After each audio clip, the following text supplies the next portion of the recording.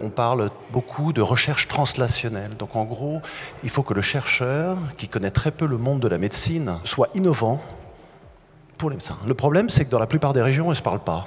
Et la tradition française fait que les chercheurs fondamentaux ne sont pas en contact. Quand les cliniciens viennent me voir en me disant oh, je veux faire de la recherche parce qu'on va trouver des nouvelles choses, le clinicien il arrive en laboratoire et puis il veut faire joujou avec des souris, il veut faire joujou avec des cellules.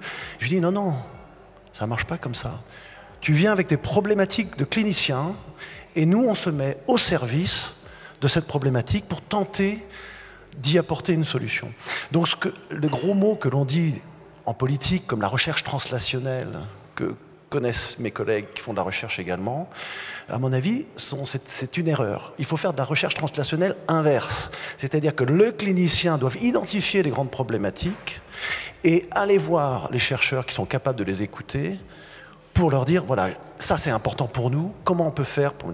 Et du coup, on fait de la vraie recherche efficace et on ferait de la vraie innovation. L'innovation, elle est double pour les pratiques au quotidien. Un exemple tout simple qu'on a eu chez nous en réanimation néonatale, on a découvert que les grands prématurés avaient des douleurs trigéminales lorsque les solutions hydroalcooliques n'étaient pas bien évaporées sur les mains. Prendre le temps d'évaporer ces solutions hydroalcooliques suffit à bloquer quelque part les douleurs trigéminales chez les prématurés pour les soignants qui s'en occupent.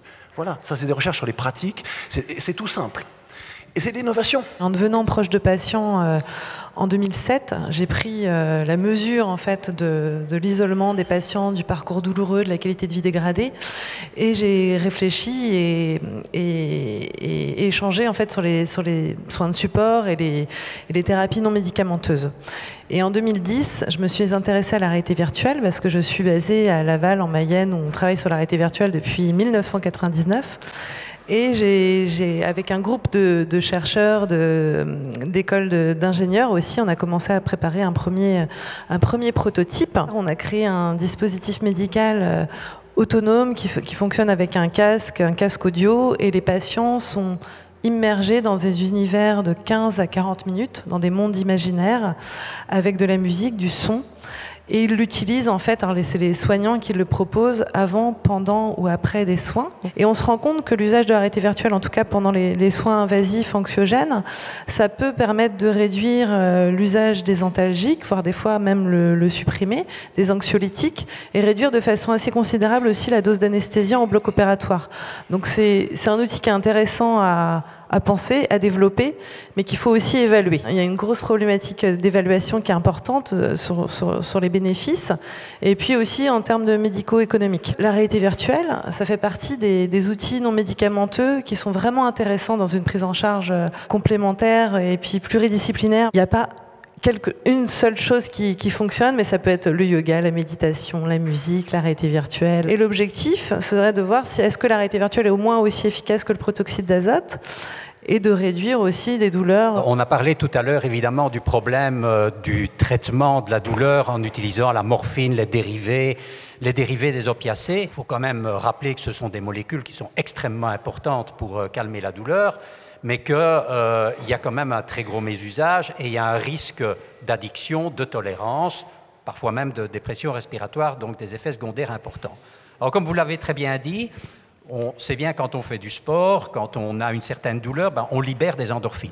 Parmi ces endorphines, il y a les encéphalines. Et pendant de nombreuses années, on a essayé d'utiliser ces endorphines, ces encéphalines pour traiter la douleur, parce qu'on sait qu'elles ne provoquent pas d'accoutumance. Mais en réalité, ces molécules, quand on les administre, eh bien, elles sont extrêmement rapidement métabolisées. Le temps de demi-vie plasmatique d'une léancéphaline, par exemple, c'est quelques minutes. Donc, l'effet est totalement absent.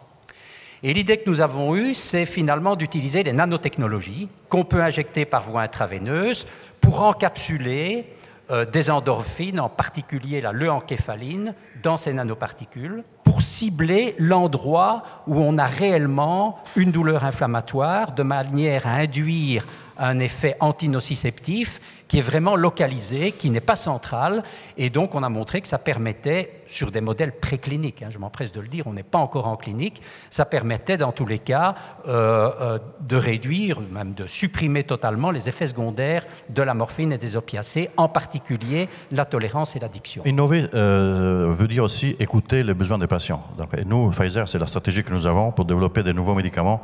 On écoute les patients dans la phase de développement, en amont, et tout au long du développement, et après dans la phase de commercialisation, bien entendu. Les objectifs, c'est d'une part de mettre sur le marché des médicaments qui sont au moins aussi efficaces que ceux qui existent, beaucoup mieux tolérés, parce qu'aujourd'hui, la plupart de ces médicaments ont des problèmes de tolérance qui sont assez importants dans certains cas. Et après, des médicaments qui sont aussi pris par les patients. Aujourd'hui, on parle beaucoup pour les spécialistes, je vais utiliser des termes techniques comme PRO, PREMS, PROMS, c'est toutes les données qui sont rapportées par les patients qui déterminent si la prise en charge est optimale, si le médicament est efficace, si le médicament est bien toléré. Et tout ça, c'est très important. Avoir un médicament sur le marché qui n'est pas pris, c'est pas important, pas intéressant ni pour le patient ni pour l'industrie. Et après, notre objectif, c'est effectivement de faire en sorte que le médicament qui est introduit est un médicament qui permette aux patients de ne plus être un coût. Parce qu'aujourd'hui, on l'a vu dans les présentations précédentes, ça coûte très cher de traiter leur pathologie au quotidien, mais surtout de prendre en charge ces effets secondaires. Il y en a quand même un certain nombre. Et du coup, que le patient devienne une ressource et continue à être intégré dans le tissu social, continue à travailler normalement. Les patients douloureux chroniques sont des personnes qui ont des parcours qui sont très longs. Je pense que Carole Robert l'a très bien expliqué tout à l'heure. Ce sont des patients qu'on ne croit pas toujours dès qu'ils expriment une douleur. Donc, qui sont des patients qui finissent par douter eux-mêmes de leurs propres difficultés. Donc, ce qu'ils recherchent, ces patients, effectivement, c'est à ce qu'on les écoute, à ce qu'on les prenne en charge. Les traitements médicamenteux sont évidemment une première approche. Ces traitements existent depuis fort longtemps et par chance, l'innovation dans les traitements médicamenteux suit son cours et on a de belles perspectives là qui s'offrent devant nous. Après, pour les thérapies complémentaires, elles sont proposées comme une approche qui vient en complément, qui permet aux patients surtout de vivre mieux chez lui, puisque ce sont des pratiques qu'il peut mettre en place à la maison.